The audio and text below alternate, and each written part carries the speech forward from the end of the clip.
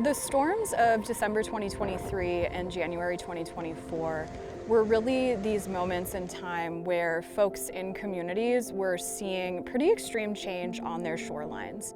These storms really underlined some of the vulnerabilities and risks and changes that are happening on the coast.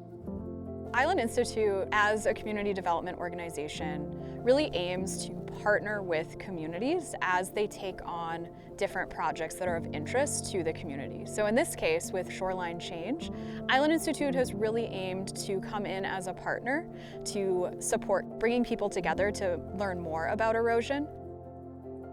The Maine Climate Action Plan has identified coastline erosion and shoreline change as being a significant consideration moving forward for generations. And one of the things that the Maine Climate Action Plan points to are nature-based strategies. Nature-based strategies, or we might call them NBS, are strategies that look to solve a problem or reduce risk by using ecological processes and living materials. For island and coastal communities in Maine, nature-based strategy might look like restoring some of our natural dune systems or coastal wetland systems.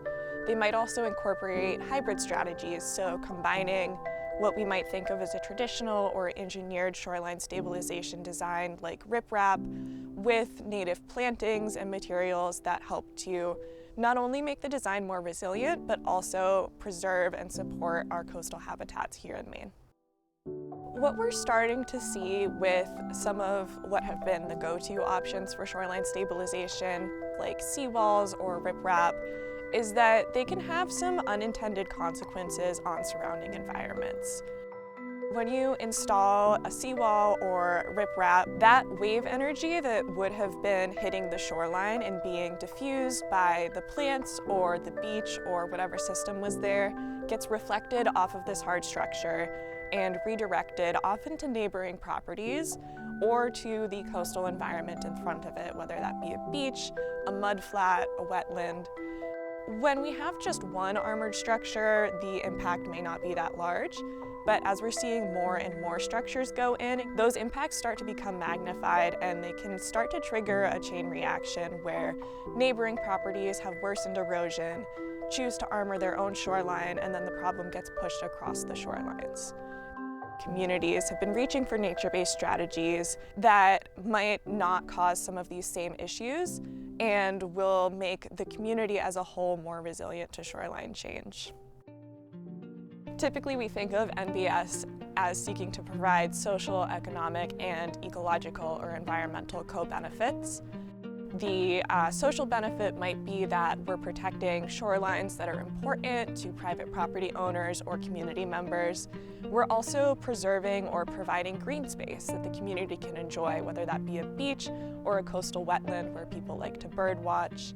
From an economic perspective, NBS may be less expensive upfront to install depending on the strategy, but we also see them have lower maintenance costs over time because they tend to be self-healing based on the living component of that. From an environmental perspective, NBS support good habitat quality on our shorelines. They preserve important coastal habitats, whether that be areas that are fish nurseries for some of our commercial species, whether that be shellfish beds, or our sand dunes and beaches that we enjoy for recreation and shoreline access.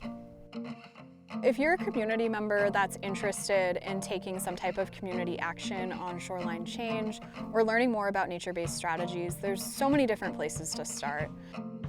Identify other communities who are maybe interested in doing something similar, and if possible, form some type of network or identify similar interests so you can apply for funding together.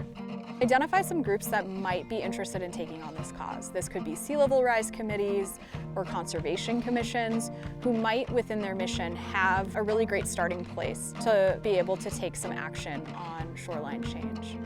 Checking out the many different state resources, including the Our Shore Framework, which is put out by the Maine Department of Environmental Protection, DEP, and it provides some really great starting points for community members to take action on shoreline change.